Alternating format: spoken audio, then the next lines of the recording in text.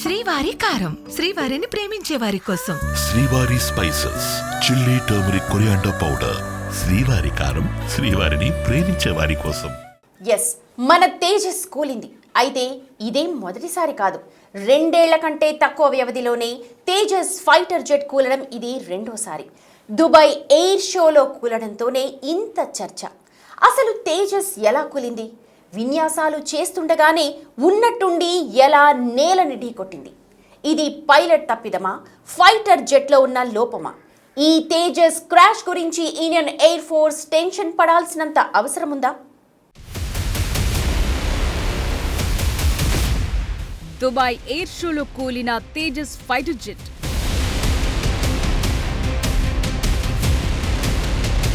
ఒక్కసారిగా తేజస్ యుద్ధ విమానాలపై డిబేట్.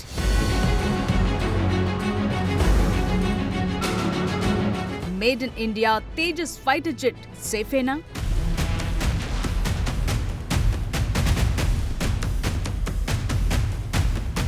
ఇండియన్ ఎయిర్ ఫోర్స్ కి చెందిన స్వదేశీ యుద్ధ విమానం తేజస్ దుబాయ్ ఎయిర్ షోలో కూలిపోవటం దేశవ్యాప్తంగా హాట్ టాపిక్ గా మారింది. 2 ఏళ్ల కంటే తక్కువ వ్యవధిలో తేజస్ కూలిపోవటం ఇది రెండోసారి. దాంతో ఈ లైట్ కంబాట్ ఫైటర్ జెట్ సామర్థ్యం, భవిష్యత్పై అనేక ప్రశ్నలు తలెత్తుతున్నాయి. దీనికి కారణాలు ఏవై ఉండొచ్చనే చర్చ కూడా ఇప్పుడు మొదలైంది. దుబాయ్ లో ఇంటర్నేషనల్ ఎయిర్ షోలో విన్యాసాలు చేస్తుండగా ఈ ప్రమాదం జరిగింది. ఈ దుర్ఘటనలో పైలట్, వింగ్ కమాండర్ నమాంజు సయాల్ కూడా మృతి చెందినట్లు భారత వాయుసేన ప్రకటించింది. ప్రమాదానికి దారితీసిన కారణాలు పూర్తిస్థాయి విచారణ తరువాతే తెలుస్తాయని స్పష్టం చేసింది. ఇందుకోసం Indian air force court of ఎంక్వైరీని నియమించింది. తేజస్ ఫైటర్ జెట్ ఏరియల్ డిస్ప్లేలో భాగంగా విన్యాసాలు చేస్తుండగా ఈ దుర్ఘటన జరిగింది. ఓ అసాధారణమైన స్టంట్ చేయటం, క్షణం పాటు నియంత్రణ కోల్పోవటం వల్లే ఈ ప్రమాదం జరిగిందంటున్నారు. యుద్ధ విమానం వేగంగా నేలపైకి దూసుకొచ్చి నేలను తాకిన మరుక్షణమే భారీ పేలుడు సంభవించింది. దట్టమైన నల్లటి పొగ ఆ ప్రాంతాన్ని కమ్మేసింది. చాలా మంది నిపుణుల ప్రకారం తేజస్ యుద్ధ విమానం నెగటివ్ G-ఫోర్స్ టర్న్ స్టంట్ పూర్తి చేసి తిరిగి సాధారణ స్థితికి మళ్లించే క్రమంలో నియంత్రణ కోల్పోయినట్లు చెప్తున్నారు. ఈ స్టంట్ చేసేటప్పుడు పైలట్ కొన్ని క్షణాల పాటు తలకిందులుగా ఉంటాడు. ఆ సమయంలో అధిక G-ఫోర్స్ కారణంగా తలవైపు రక్త ప్రసరణ పెరిగి పైలట్ గందరగోళానికి గురవటం కానీ, తాత్కాలికంగా గురుత్వాకర్షణ వల్ల స్పృహ కోల్పోయే ప్రమాదముంది. ఈ క్లిష్టమైన విన్యాసం నుంచి విమానాన్ని సాధారణ స్థితికి మళ్లించే క్రమంలో ఎత్తు తక్కువగా ఉండటం, వేగం సరిపోకపోవటం వల్ల పైలట్ ఆలస్యంగా రియాక్ట్ అవ్వటం కానీ, కంట్రోల్ తప్పటం కానీ జరిగుండొచ్చంటున్నారు. వింగ్ కమాండర్ నమాంజు సయాల్ అనుభవం కలిగిన పైలట్ అయినప్పటికీ విన్యాసం చేస్తున్న సమయంలో జరిగిన చిన్న పొరపాటు వల్లే ప్రమాదం జరిగి ఉండొచ్చని నిపుణులు అంచనా వేస్తున్నారు. విమానం కూలిపోవటానికి ముందు తేజస్ ఇంజిన్ ఒక్కసారిగా పవర్ లాస్ అవ్వటం, ఫ్లైట్ కంట్రోల్ సిస్టంలో ఏదైనా టెక్నికల్ లోపం తలెత్తి ఉండొచ్చని అంచనా వేస్తున్నారు. ఈ ప్రమాదం జరగటానికి కొన్ని గంటల ముందు దుబాయ్ ఎయిర్ షోలో పాల్గొన్న తేజస్ విమానం నుంచి ఆయిల్ లీక్ అవుతోందని సోషల్ మీడియాలో ప్రచారం జరిగింది. అయితే అది సాధారణ డ్రైనింగ్ ప్రక్రియలో భాగంగా వచ్చే నీరేనని, టెక్నికల్ లోపం కాదని IAF ఖండించింది. ఇది జరిగిన మరుసటి రోజే ప్రమాదం జరగటం మరింత అనుమానాలను పెంచింది. కానీ ప్రమాదంపై పూర్తి స్థాయి దర్యాప్తు జరిగి బ్లాక్ బాక్స్ విశ్లేషణ జరిగేదాకా ఖచ్చితమైన కారణం ఏంటన్నది తెలిసే అవకాశం లేదు. ఏదేమైనా తేజస్ ఫైటర్ జెట్ భారతీయ రక్షణ పరిశ్రమకు ప్రతిష్టాత్మకమైంది.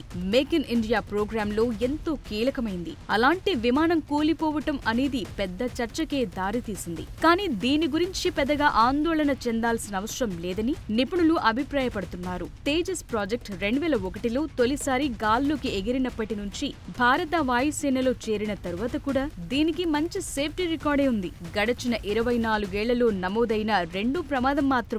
ప్రపంచ వ్యాప్తంగా ఏ దేశ ఎయిర్ ఫోర్స్ లోనైనా ట్రైనింగ్, ఏరియల్ డిస్ప్లేల సమయంలో ఆధునిక యుద్ధ విమానాలు కూలిపోవటం అనేది సాధారణ విషయమే. ఎందుకంటే MiG-21, సుఖోయ్ లాంటి ఓల్డ్ జనరేషన్ జెట్స్ తో పోలిస్తే తేజస్ సేఫ్టీ రికార్డ్ ఎంతో మెరుగ్గా ఉంది. అయితే ఇంటర్నేషనల్ ఎయిర్ షోలో విదేశీ కొనుగోలుదారుల సమక్షంలో ప్రమాదం జరగటం అనేది తేజస్ ఎగుమతి అవకాశాలపై తాత్కాలికంగా ప్రతికూల ప్రభావం చూపే అవకాశం ఉంది. ప్రమాదానికి గల సరైన కారణాన్ని గుర్తించి భవిష్యత్తులో మరోసారి ఇలాంటి ప్రమాదాలు జరగకుండా చర్యలు తీసుకోవాల్సిన అవసరం ఉంది.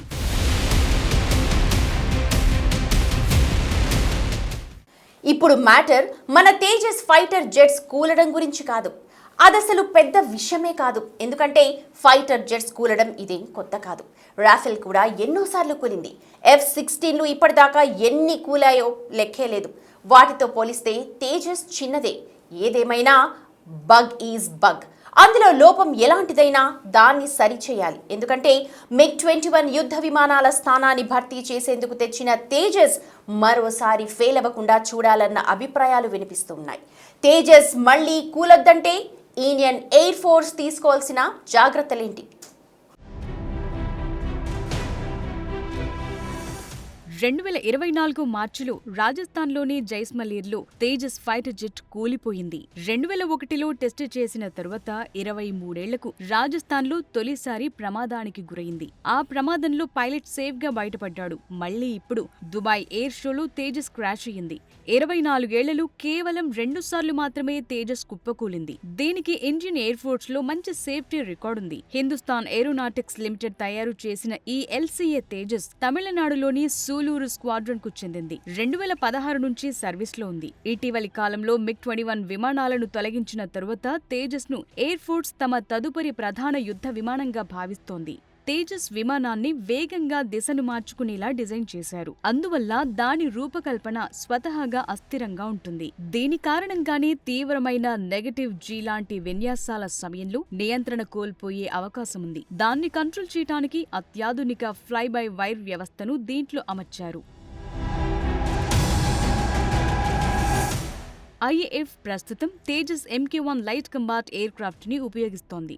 భవిష్యత్తులో రాబోయే మరింత అడ్వాన్స్డ్ తేజస్ MK-1A వెర్షన్ కోసం వెయిట్ చేస్తోంది. ఈ ప్రమాదం భవిష్యత్తులో రాబోయే జెట్ల తయారీలు, భద్రతా ప్రమాణాలు మరింత కట్టుదిట్టంగా ఉండేలా దృష్టి సారించేందుకు వీలు కల్పిస్తుంది. వాయుసేన దర్యాప్తులో ప్రమాదానికి గల అసలు కారణాలేంటో తేలాక లోపాలను సరిదిద్ది ఈ made in India fighter jet పై మళ్లీ నమ్మకాన్ని పునరుద్ధరించాల్సిన అవసరముంది. తేజస్ ఫైటర్ జెట్ కూలిపో అనేది పెద్ద సమస్య కాకపోయినా దాని విశ్వసనీయతను, భద్రతను మెరుగుపరచడం అత్యవసరం. MiG-21 స్థానాన్ని భర్తీ చేసిన స్వదేశీ యుద్ధ విమానం కావటంతో దీనిపై అంచనాలు భారీగా ఉన్నాయి. ప్రపంచంలో ఏ ఫైటర్ జెట్ కైనా ప్రమాదాలు సహజమే అయినప్పటికీ భవిష్యత్తులో తేజస్ మరోసారి ఫెయిల్యూర్ కాకుండా ఉండాలంటే ఇండియన్ ఎయిర్ ఫోర్స్ కీలకమైన జాగ్రత్తలు తీసుకోవాల్సిన అవసరం ఉంది. ఇందుకోసం టెక్నికల్ ఇన్వెస్టిగేషన్, సిస్టమ్ ఇంప్రూవ్మెంట్ తక్షణమే చేపట్టాలి. ఇది మానవ తప్పిదం వల్ల జరిగిందా, డిజైన్ లోపాల వల్ల జరిగిందా, మెటీరియల్ ఫెయిల్యూరా లేక టెక్నికల్ లోపమా అనే అంశాలపై దృష్టి పెట్టాలి.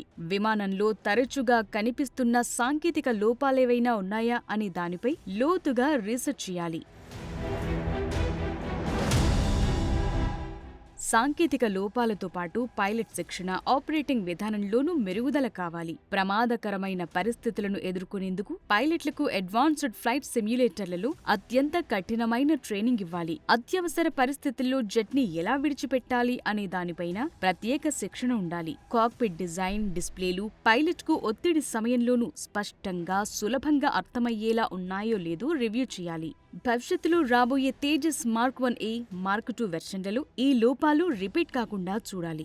విమానం బిల్డ్ క్వాలిటీ, ముఖ్యంగా ఒత్తిడి ఎక్కువగా ఉండే భాగాల్లో మరింత పటిష్టత ఉండేలా చూడాలి. మెరుగైన కంపోజిట్ మెటీరియల్స్ ను ఉపయోగించాలి. Engine, flight control system, hydraulic system లాంటి క్లిష్టమైన భాగాల్లో ఒక సిస్టమ్ ఫెయిల్ అయితే రెండో సిస్టమ్ వెంటనే పనిచేసేలా ఉండేలా డిజైన్ మెరుగుపరచాలి. ఫెయిల్ అయ్యే అవకాశం ఉన్న భాగాలను విదేశాల నుంచి దిగుమతి చేసుకోవటం కంటే దేశీయంగా మెరుగైన నాణ్యతతో అభివృద్ధి చేయడంపై దృష్టి పెట్టాలి.